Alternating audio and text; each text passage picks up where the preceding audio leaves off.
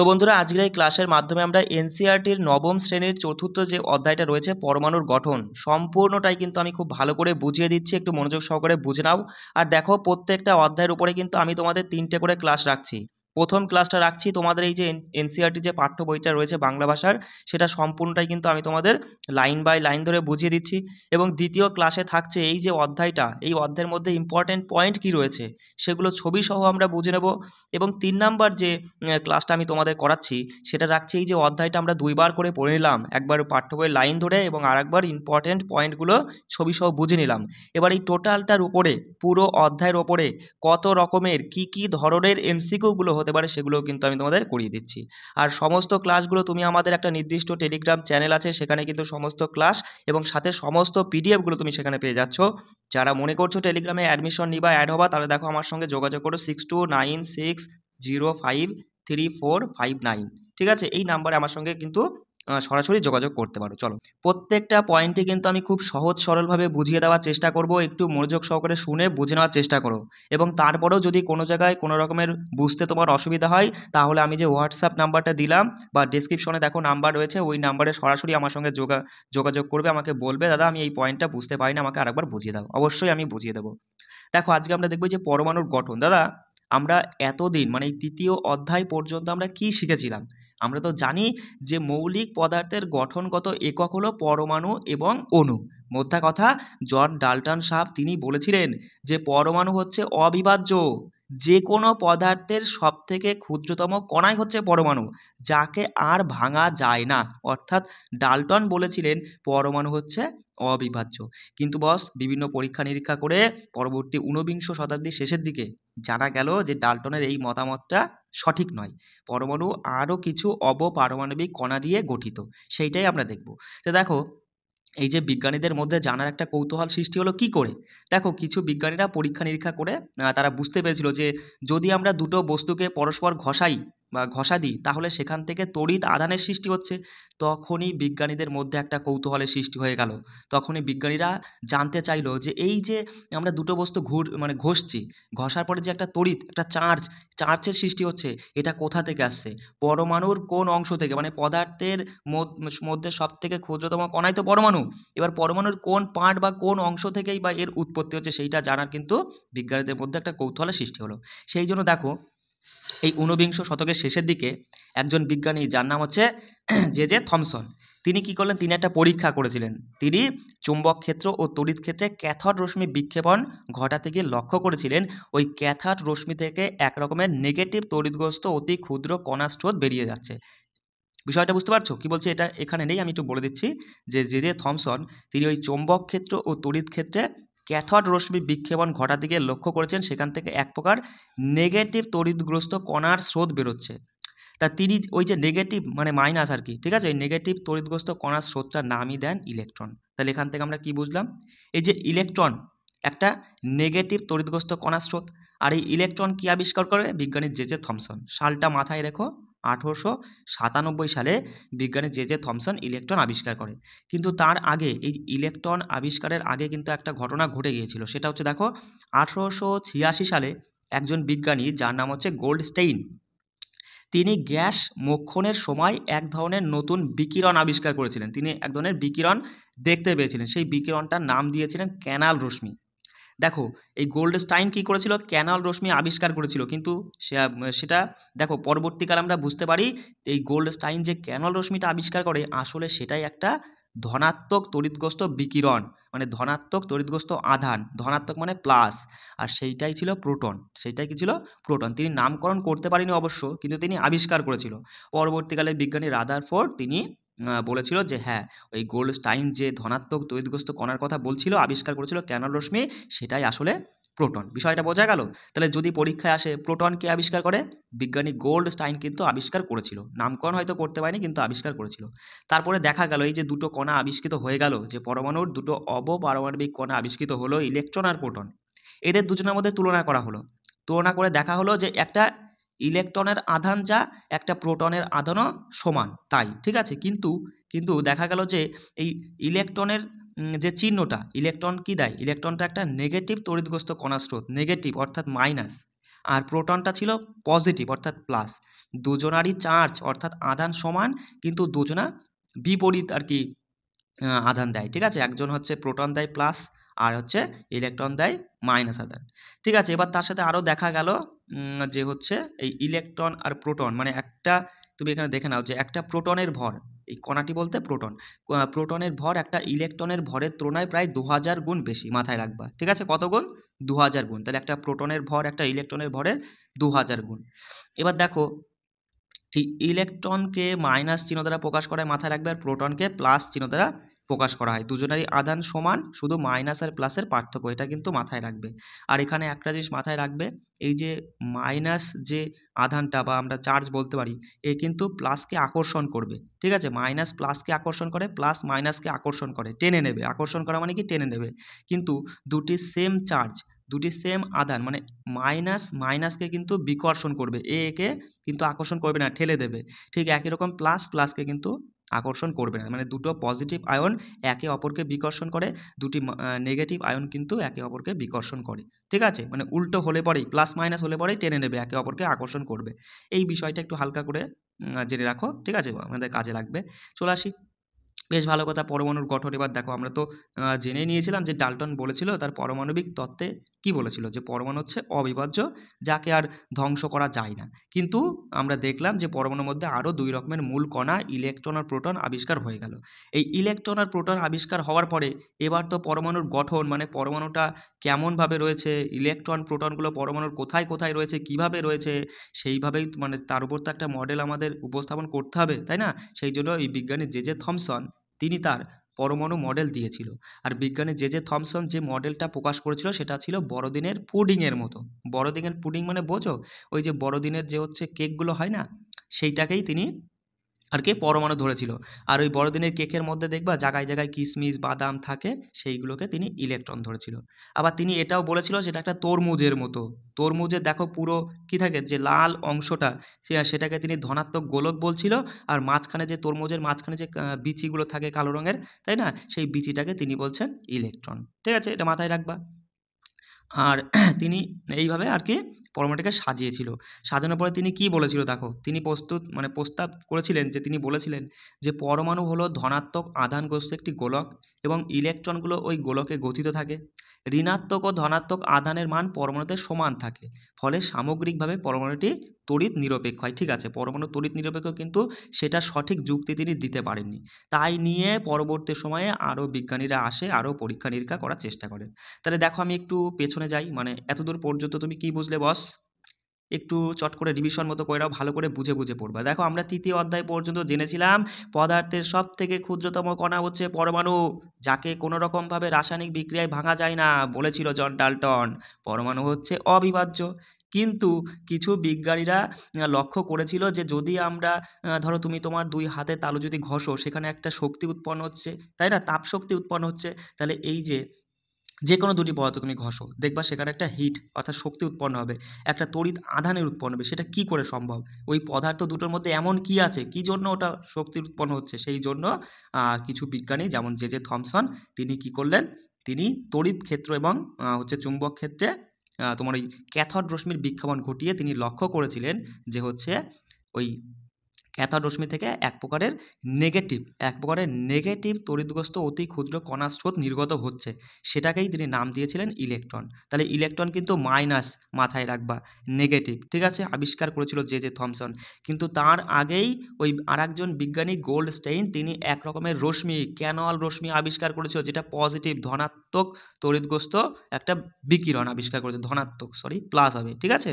কিন্তু সেটাকে তিনি নামকরণ করতে পারেননি, তিনি বলতে পারেনি এটা হচ্ছে প্রোটন। তিনি শুধু আবিষ্কার করে রেখেছিল, হ্যাঁ, পরমাণুর মধ্যে এই হচ্ছে ক্যানোল রশ্মি নামে এক ধরনের ধনাত্মক রশ্মি তড়িৎগ্রস্ত বিকিরণ থাকে, ঠিক আছে। রাদারফোর্ড পরবর্তীকালে সেটা বলে, সেটাই হচ্ছে প্রোটন। তা আমরা দেখলাম এই দুটো অবপারমাণবিক কণা আবিষ্কার হওয়ার পরে আমরা দেখলাম এই ইলেকট্রন আর প্রোটনের দুজনারই আধান কিন্তু সমান, কিন্তু এদের মধ্যে পার্থক্য কি, দুজনার আধানের চিহ্ন কিন্তু বিপরীত।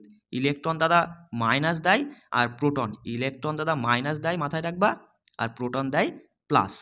আর এই মানে একটা আধান অপর আধানকে মানে ইলেকট্রন প্রোটনকে টেনে নেবে, আকর্ষণ করবে, একে অপরকে আকর্ষণ করবে, কিন্তু একটা প্লাস আধান মানে একটা পজিটিভ আধান অপর একটা পজিটিভ আধানকে বিকর্ষণ করবে, মানে টানবে না, ঠেলে দেবে। বিষয়টা বোঝা গেল? এই পর্যন্ত আমরা সেটাই জানলাম। তাই নিয়ে এবার বিজ্ঞানীদের মধ্যে কৌতূহলের সৃষ্টি হলো যে হ্যাঁ আমরা তো দেখলাম ডাল্টনের পরমাণুবাদ তত্ত্ব সম্পর্কে সেটা ভুল, অবিভাজ্য পরমাণু অবিভাজ্য নয়, ওর মধ্যে মানে ওটার পরমাণুকে এখনও ভাঙা যায়, ওর মধ্যে অবপারমাণবিক কণা রয়েছে, যেটা দুটো আবিষ্কৃত হলো ইলেকট্রন আর প্রোটন। এবারে ইলেকট্রন আর প্রোটনগুলো পরমাণুর মধ্যে কোথায় কীভাবে রয়েছে সেইটা তো আমাদের সাজিয়ে বলতে হবে।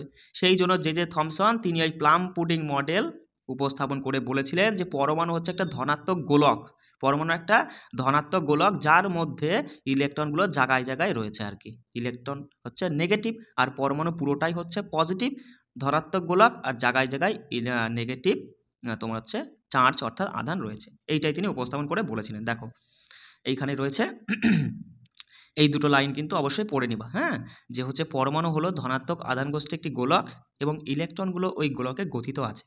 তিনি এটাও বলেছিল যে ধনাত্মক ও ঋণাত্মক আধানের মান পরমাণুতে সমান থাকে, ফলে সামগ্রিকভাবে পরমাণুটি তড়িৎ নিরপেক্ষ। ঠিক আছে, এই থমসন তো বলেছিল যে পরমাণু তড়িৎ নিরপেক্ষ, কিন্তু এর সঠিক ব্যাখ্যা দিতে তিনি পারেননি।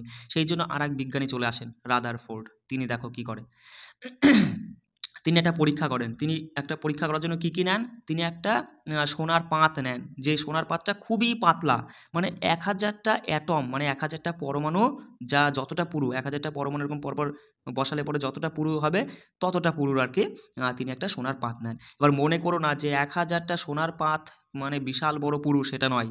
আমরা আগের অধ্যায়ে দেখে নিয়েছিলাম যে 2-4 লক্ষ পরমাণু, 2-4 লক্ষ পরমাণু যদি আমরা এইভাবে পরপর একটার উপর একটা রাখি, তাহলে যে থিকনেসটা চওড়াটা হয় সেটা একটা কাগজের পৃষ্ঠা যতটা চওড়া ততটা চওড়া। তার মানে বুঝতে পারছো যে সোনার পাতটা তিনি নিয়েছিলেন কতটা পাতলা। আর কি তিনি নিয়েছিলেন রাদারফোর্ড, আর নিয়েছিল একটা আলফা কণা।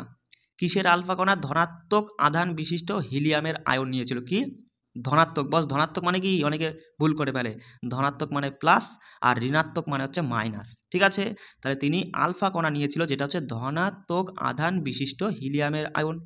এই নিয়ে এবার তিনি পরীক্ষা করতে শুরু করলো। দেখো কি পরীক্ষা করলো এখানে একটু বুঝে নাও। 1 মিনিট বস, একটু দেখে নাও। আচ্ছা, তিনি কি করলেন, এই হচ্ছে তোমার হচ্ছে সোনার পাত। ঠিক আছে, এখানে কিন্তু পরপর 1000টা এরকম আর কি, মানে এটা চওড়াটা পরপর 1000টা এরকম পরমাণু রয়েছে।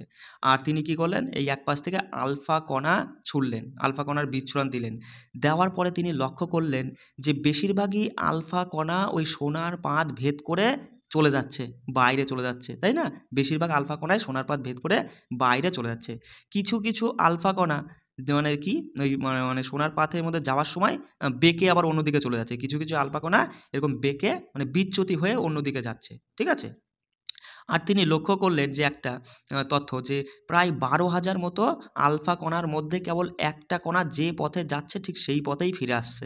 দেখো এখানে লক্ষ্য করো, এই জায়গাটা দেখো, একটা আলফা কণা 12,000-এর মধ্যে একটা আলফা কণা যেটা যে পথে যাচ্ছে ঠিক সেই পথেই ফিরে আসছে। ঠিক আছে, এটা তিনি লক্ষ্য করেছিল। দেখো দেখো তথ্যগুলো পড়ে নাও, যে দ্রুতগামী আলফা কণার অধিকাংশ সরাসরি সোনার পাত ভেদ করে সোজা বেরিয়ে যায়।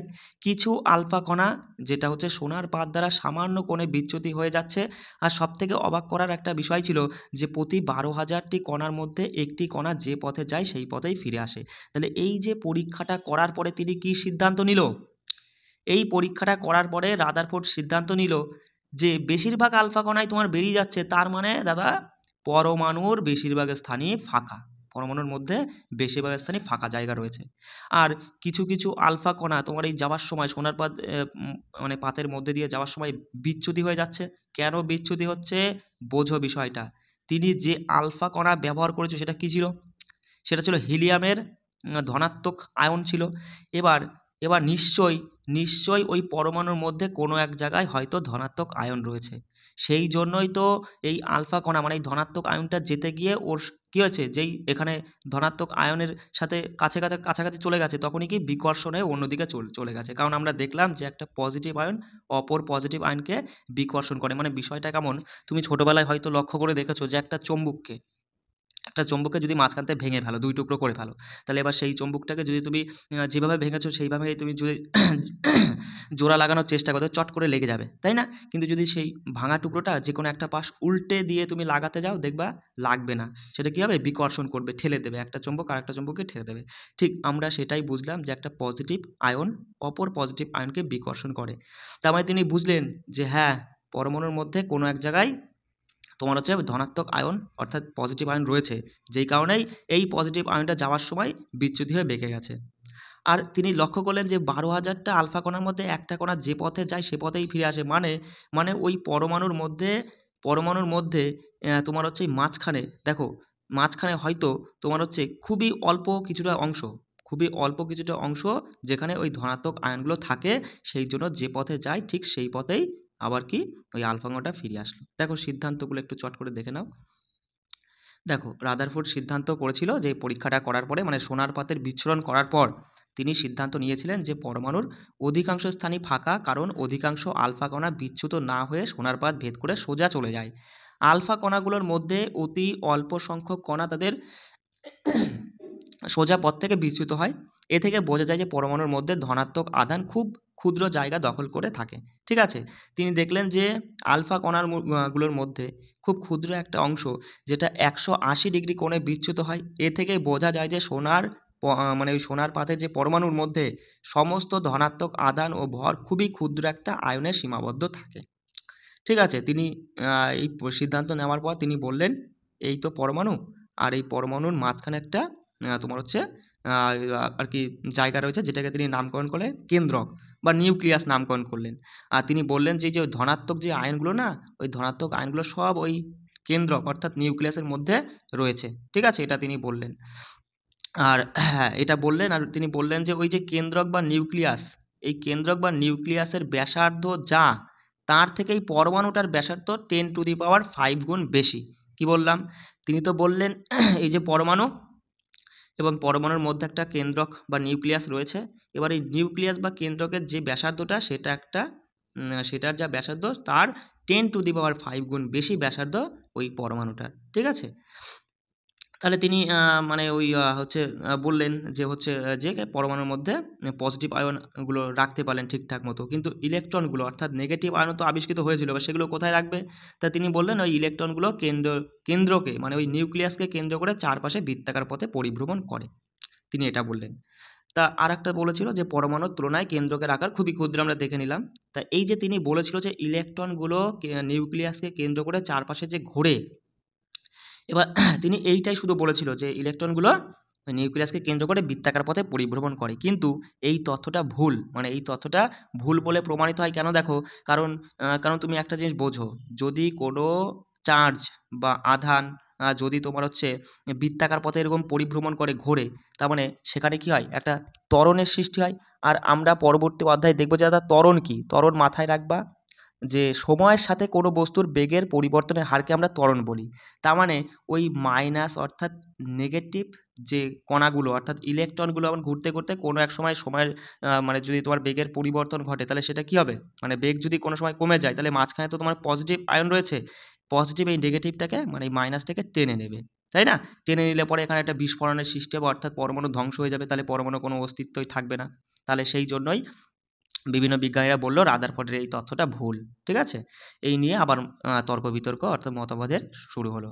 তারপরে দেখো আরেকজন বিজ্ঞানী আসে, বিজ্ঞানী নিলস বোর। তিনি কি বলেছিল? তিনি বলেছিল হ্যাঁ, রাদারফোর্ড যে পরমাণু মডেলটা দিয়েছিল সেটা ঠিকই, কিন্তু কিছু ত্রুটি আছে। তিনি যে বলেছিল হ্যাঁ, পরমাণুর মধ্যে একটা কেন্দ্রক অর্থাৎ নিউক্লিয়াস রয়েছে যেখানে পজিটিভ আয়নগুলো থাকে, ঠিক আছে, আর ওই যে ইলেকট্রনগুলো বৃত্তাকার পথে পরিভ্রমণ করে, এটা হচ্ছে আসলে ওই যে ইলেকট্রনগুলো পরিভ্রমণ করার জন্য ওদের নির্দিষ্ট কক্ষপথ রয়েছে।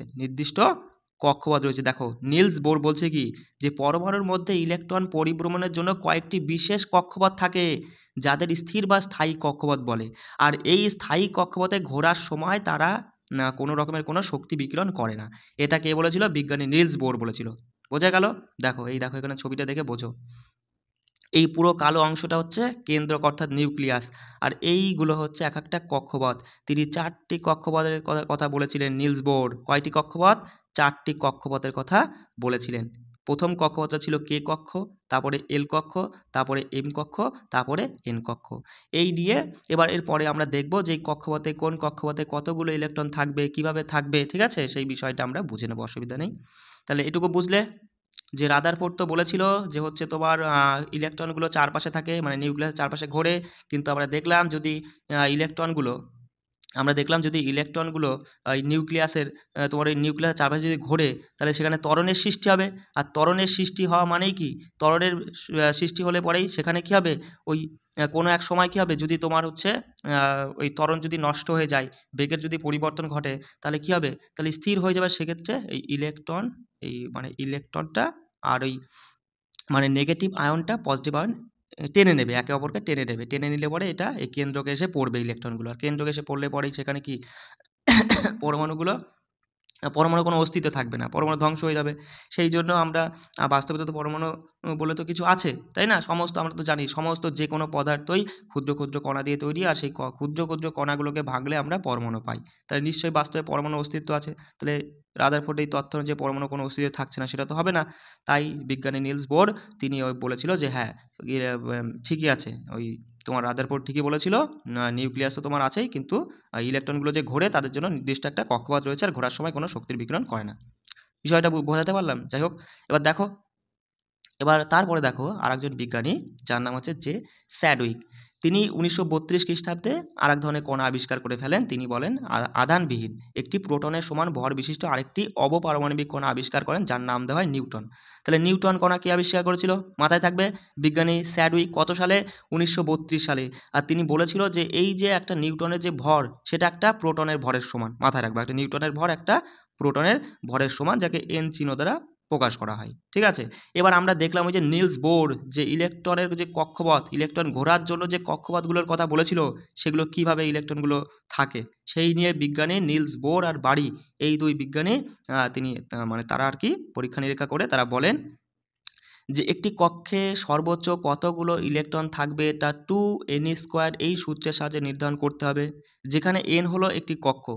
বিষয়টা বুঝলাম না দাদা? বুঝতে তোমাকে হবেই। চলো দেখো দেখো প্রথম কক্ষটার নাম হচ্ছে কে কক্ষ। তাহলে প্রথম কক্ষ 1 নম্বর কক্ষ, এটা 1 ধরবো। 2 নম্বর কক্ষ এ মানে এল, তাকে 2 ধরবো। 3 নম্বর কক্ষ এম, এটা 3। 4 নম্বর কক্ষ এন, এটাকে 4 ধরবো।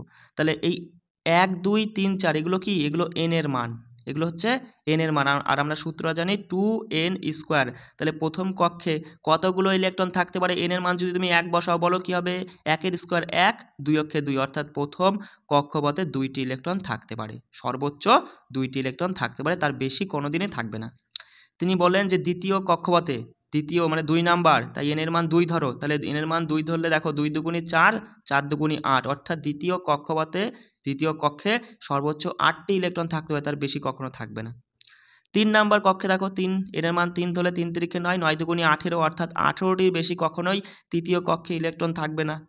4 নাম্বার কক্ষে দেখো 4 4 16, 16 দুগুণে 32, অর্থাৎ 32টার বেশি কখনোই কিন্তু ইলেকট্রন থাকবে না।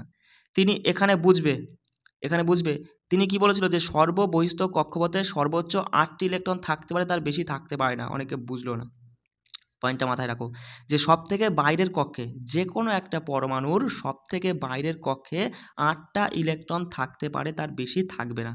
যদি ধরো এটা আমরা উদাহরণ সহকারে বুঝবো, অসুবিধা নেই। যদি ধরো এমন একটা যেমন সোডিয়ামের কথা বলি, বলো সোডিয়ামের পারমাণবিক সংখ্যা। দেখো এই যে ইলেকট্রন বিন্যাস বলো, যোজ্যতা বলো, এগুলো সবই জানতে হলে তোমাকে কিন্তু পারমাণবিক সংখ্যা জানতে হবে। এই দেখো এই যে কক্ষপথগুলো তুমি নিজেই তৈরি করতে পারবা, ঠিক আছে, এই যোজ্যতা নিজেই বার করতে পারবা। তার জন্য তোমাকে কি জানতে হবে? এই যে ছকটা। দেখো আমি কিন্তু তোমাদের এর আগের অধ্যায়ে বারবার করে বলেছিলাম এই যে মৌলগুলো রয়েছে তাদের সংকেত বা চিহ্নগুলো মুখস্থ করতে। আশা করি তোমরা সকলেই পড়ে নিয়েছো। এবার শুধু তুমি এই পারমাণবিক সংখ্যাগুলো পড়ে নিবা, শুধু পারমাণবিক সংখ্যাগুলো মুখস্থ করে নিবা, যে প্রত্যেকটা মৌলের পারমাণবিক সংখ্যা কত, তাহলে পুরো ছকটা তুমি করতে পারবা। প্রোটন সংখ্যা বার করতে পারবা, নিউটন সংখ্যা, ইলেকট্রন বিন্যাস বার করতে পারবা, যোজ্যতাও বার করতে পারবা। ভালো করে বুঝে নাও, ঠিক আছে। তাহলে পারমাণবিক সংখ্যাগুলো চলো আমরা একটু চটপট দেখে নেওয়ার চেষ্টা করি। দেখো হাইড্রোজেনের পারমাণবিক সংখ্যা 1, হিলিয়ামের দাদা 2, লিথিয়ামের 3, বেরিলিয়ামের 4, বোরনের 5, কার্বনের 6, নাইট্রোজেনের 7, অক্সিজেনের 8, ফ্লোরিনের 9, নিয়নের 10,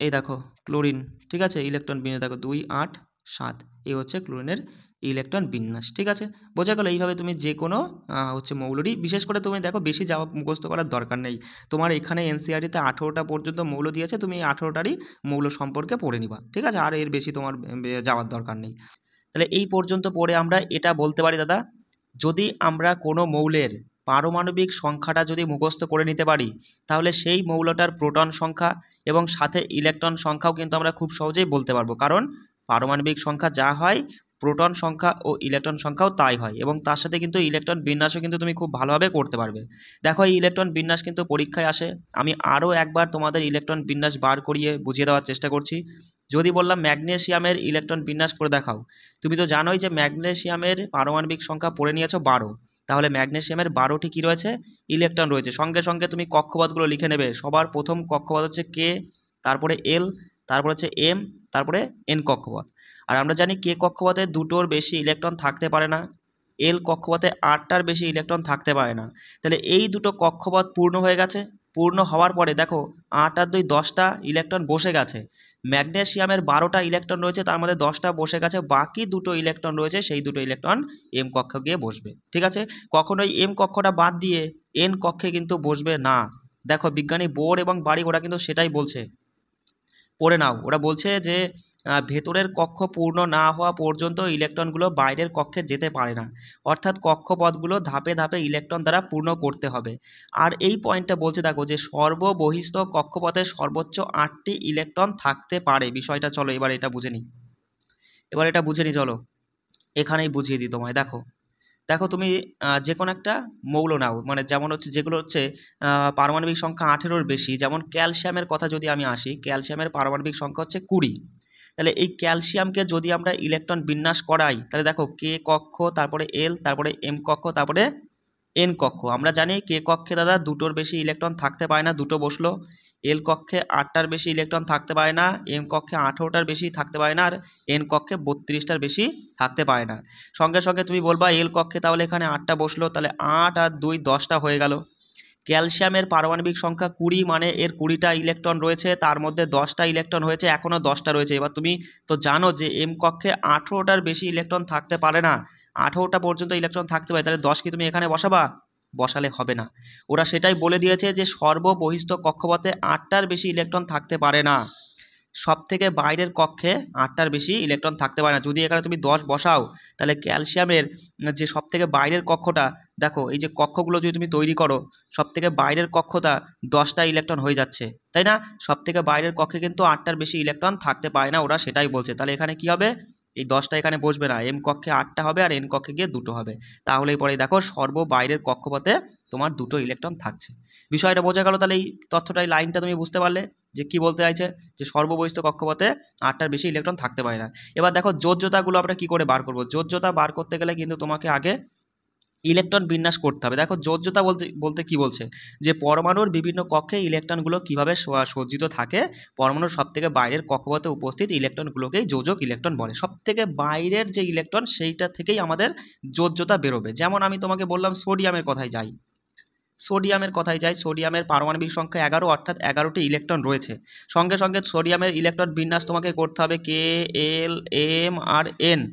কে কক্ষে 2টো, এল কক্ষে 8টা, তাহলে 8 আর 2 10টা হয়ে গেছে, বাকি রইল 11টার মধ্যে একটা এম কক্ষে বসলো। এই লাস্টেটা দেখবা, লাস্টে কত রয়েছে, লাস্টে 1 রয়েছে। এবার দেখো যে কোনো মৌলই সে চাইবে যে আমার যে কক্ষপথগুলো রয়েছে সেগুলো সম্পূর্ণ পূর্ণ অবস্থায় থাক, ওই ছিঁড়া কাটাভাবে থাকুক না। যদি এম কক্ষটা এখানে 18টা থাকতো, তাহলে পরে হ্যাঁ সোডিয়াম মানে যে মৌলটা হতো সেই মৌলটা বলতো যে আমার কক্ষপথ যে কটা ইলেকট্রন বসেছে সব কক্ষপথগুলোই একদম পূর্ণ রয়েছে। কিন্তু সোডিয়ামের ক্ষেত্রে আমরা দেখলাম সোডিয়ামের শেষের কক্ষে একটা ইলেকট্রন রয়েছে, এটা যোজক ইলেকট্রন আমরা বলবো। এবার সোডিয়াম চাইবে কোনোরকমভাবে যে রাসায়নিক বিক্রিয়া হোক, যে কোনোভাবে সে এই একটা ইলেকট্রন হয় বার করে দেওয়ার চেষ্টা করবে, আর না হলে কারোর কাছ থেকে আরও 7টা ইলেকট্রন নেওয়ার চেষ্টা করবে, তবেই তো সর্ববহিস্থ কক্ষপথে 8টি ইলেকট্রন পূর্ণ হবে, মানে তার কক্ষপথগুলো পূর্ণ থাকবে।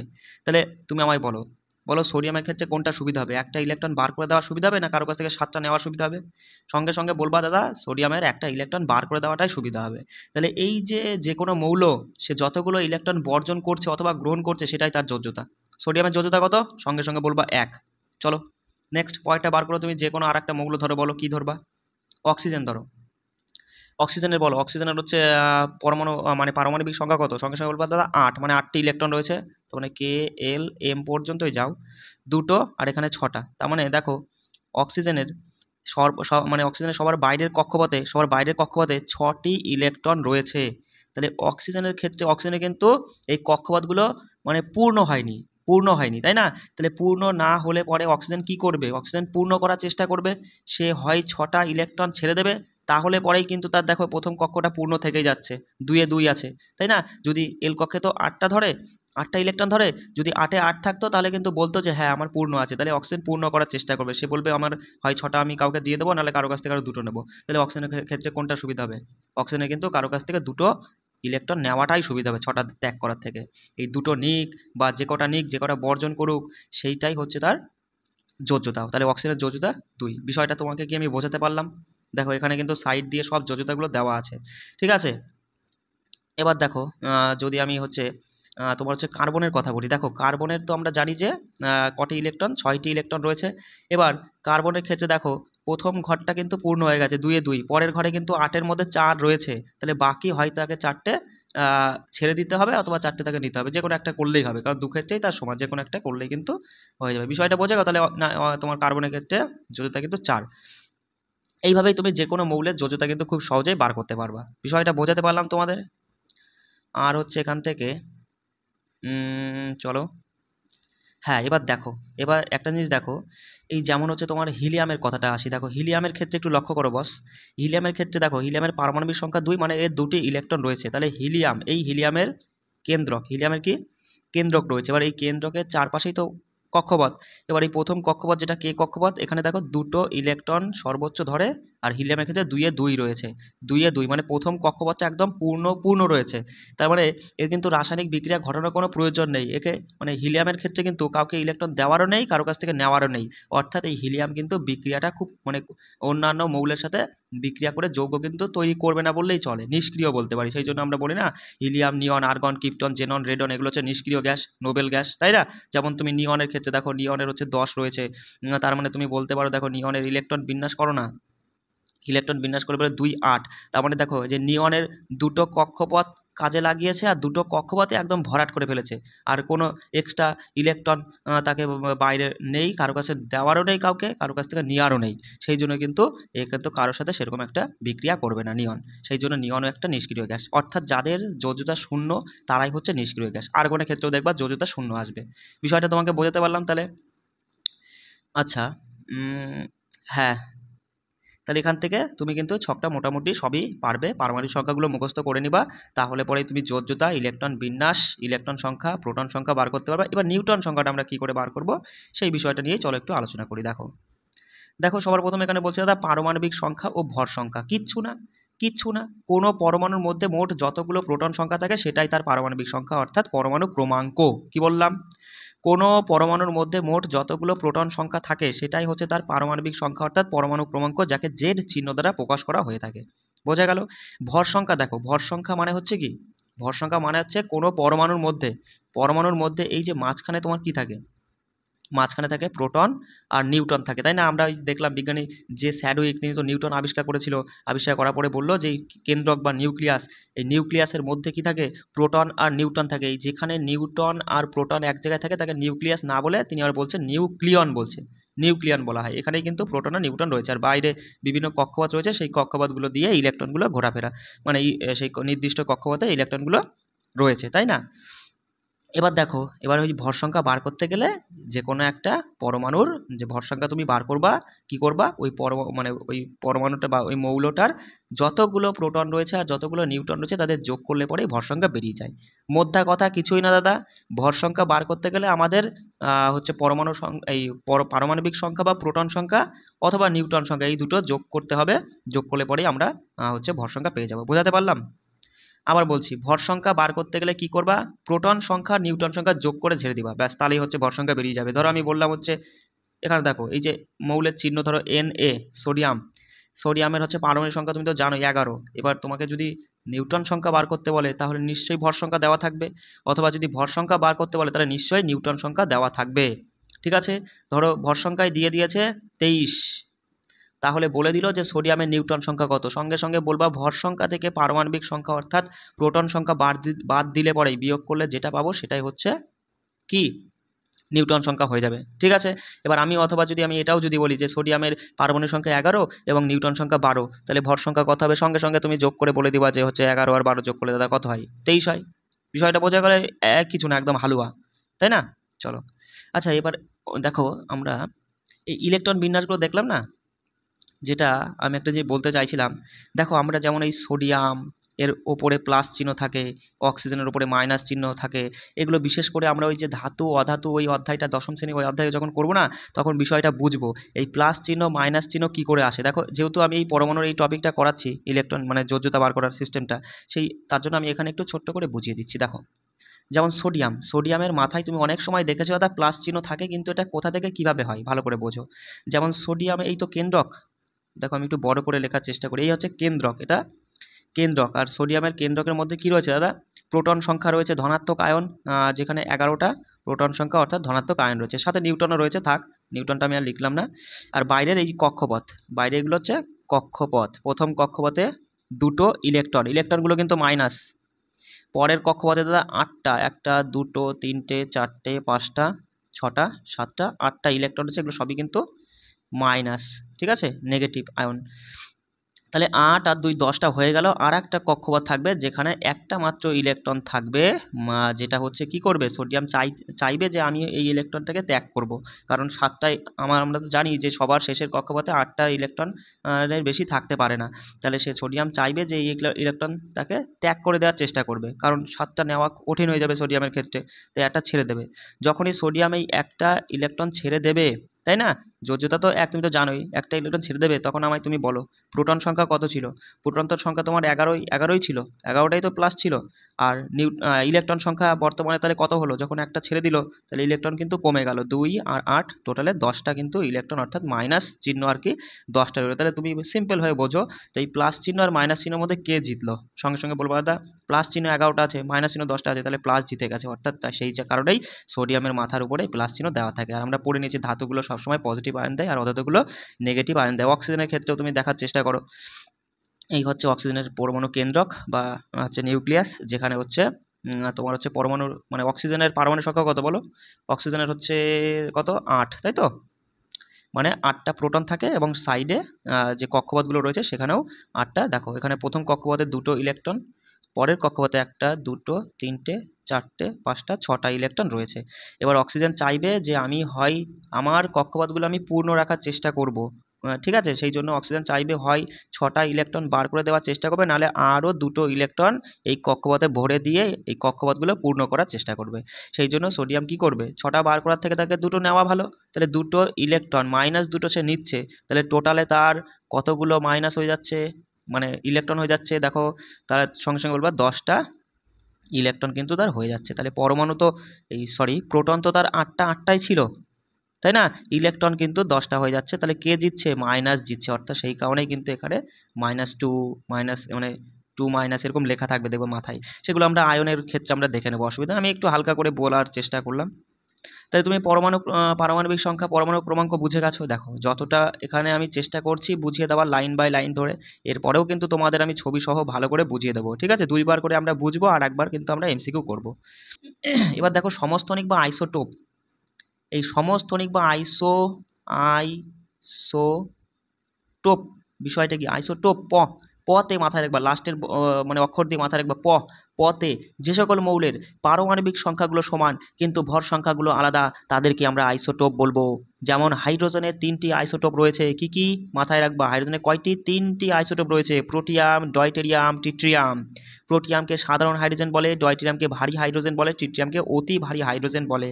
আর এই প্রোটিয়াম বা সাধারণ হাইড্রোজেনে কোনো রকমের কোনো নিউক্লিয়াস থাকে না, বাকি সমস্ত মৌলের বা সমস্ত আইসোটোপ বলো আইসোবার সবার ক্ষেত্রেই কিন্তু নিউট্রন পাওয়া যায়, ঠিক আছে। আচ্ছা, এখানে দেখো বিষয়টা অনেকে হয়তো বুঝলে না দাদা। আইসোটোপ অর্থাৎ যাকে সমস্থনিক বলি, যেমন কার্বনের ক্ষেত্রে দেখো একটু বড় করে আমি লিখি, কার্বনের ওপরে এখানে 12 আর নিচে 6। কার্বনের আর একটা আইসোটোপ পাওয়া গেছে যেটা ওপরে হচ্ছে 14 আর নিচে 6। তাহলে নিচে কি পারমাণবিক সংখ্যা দেখো দুটোরই কিন্তু পারমাণবিক সংখ্যা সমান, তাহলে এদেরকে আমরা আইসোটোপ বলবো। এদের কিন্তু ভর সংখ্যা আলাদা। বিষয়টা বুঝতে পারছো? বুঝতে পারছো আশা করি। আচ্ছা, ক্লোরিনের ক্ষেত্রেও তাই। দেখো ক্লোরিনের হচ্ছে দুটো, দেখো ক্লোরিনের দুটো পরমাণু নাও তুমি।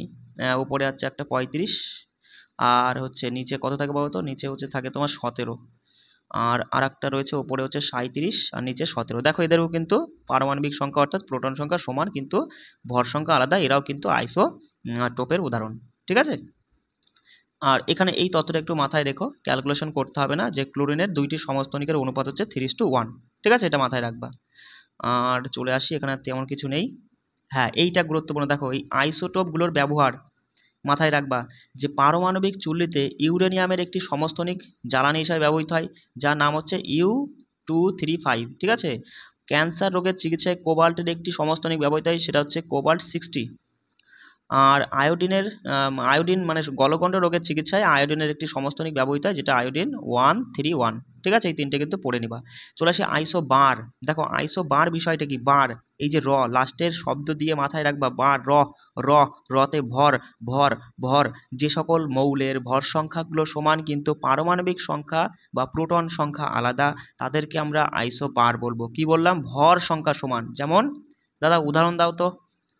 উদাহরণ আমরা বলতে পারি ক্যালসিয়ামের উপরে তো 40 থাকে আর নিচে হচ্ছে এখানে 20 নাও। আর একটা আছে phosphorus. Phosphorus phosphorus phosphorus phosphorus হবে না। হ্যাঁ, ফসফরাসই হবে। ফসফরাসের উপরে 40 থাকে, একটু দেখে নিও তো। হ্যাঁ, আর নিচে মনে হয় 21 কি 19, এরকম 19 অথবা 19 থাকে, যাই হোক আমি ভুলে গেলাম। দেখে নিও যে 19ই থাকে মনে হয়। ঠিক আছে। তা দেখো এদের ভর সংখ্যা কিন্তু সমান, কিন্তু পারমাণবিক সংখ্যা আলাদা। এরা কিন্তু আইসো বারের উদাহরণ। ঠিক আছে। হ্যাঁ, আর কিছু নেই। আর একটা আছে, এই বইতে দেওয়া নেই, আমি বলে দিই। আইসোটোন, একটু শুনে নাও। আইসোটোন, টোনে এই যে লাস্টে দিয়েই মাথায় রাখবা নিউটন। যাদের নিউটন সংখ্যা সমান কিন্তু তোমার হচ্ছে পারমাণবিক সংখ্যা বা প্রোটন সংখ্যা আলাদা, তাদেরকে আমরা কিন্তু আইসোটোন বলবো। যেমন উদাহরণ হিসেবে আমি বলতে পারি ফসফরাসের উপরে ধরো 31 আর নিচে তোমার হচ্ছে 15 রয়েছে। আর একটা ধরো তুমি নিতে পারো সালফারের উপরে ধরো 32, নিচে 16। এক্ষেত্রে তুমি দেখো এদের ভর সংখ্যাও আলাদা, এদের কিন্তু পারমাণবিক সংখ্যাও আলাদা, কিন্তু প্রোটন সংখ্যা কিন্তু সেম। দেখো 31 থেকে 15 গেলে 16, 32 থেকে 16 গেলে 16। এদের নিউটন কিন্তু সমান, অর্থাৎ এরা কিন্তু আইসোটোনের উদাহরণ। যাই হোক, তোমাদের অধ্যায়টা একটু বোঝানোর চেষ্টা করলাম, শেষ হয়ে গেল অধ্যায়টা। কতটা বুঝলে একটু আমাকে কমেন্ট করে প্লিজ জানাবে। ঠিক আছে, যদি মানে পার্সেন্টেজ হিসাবে জানাবে, যে তুমি ধরো পুরো অধ্যায়টার মধ্যে তুমি হচ্ছে 80% বুঝলে, এরকম একটু ছোট্ট করে দেখো। বেশি সময় লাগবে না, 10 সেকেন্ড সময় লাগবে। একটু ছোট্ট করে লিখবা, তাহলে আমি বুঝবো যে হ্যাঁ তোমাদের আমি এতটুকু করে বোঝাতে পারছি। তার মানে আরও আমি বেটার দেওয়ার চেষ্টা করব, যাতে আরও ভালোভাবে সহজ করে বলার চেষ্টা করবো, যাতে আরও ভালো করে বুঝতে পারো। ঠিক আছে। কে কেমন বুঝলে প্লিজ তোমাদের কাছে একটা রিকোয়েস্ট, এইভাবে কিন্তু একটু মানে তোমরা কি ভোট দিও বলতে পারি। যাই হোক, সবাই ভালো করে পড়বা। কোনো সমস্যা হলে আমার সঙ্গে যোগাযোগ করবা। নাম্বার তো আমি দিয়েই দিয়েছি টেলিগ্রামে, এই মানে দেখো ডেসক্রিপশনে রয়েছে। আর সবাই ভালো করে পড়বে। কেমন? রাখছি। জয় হিন্দ।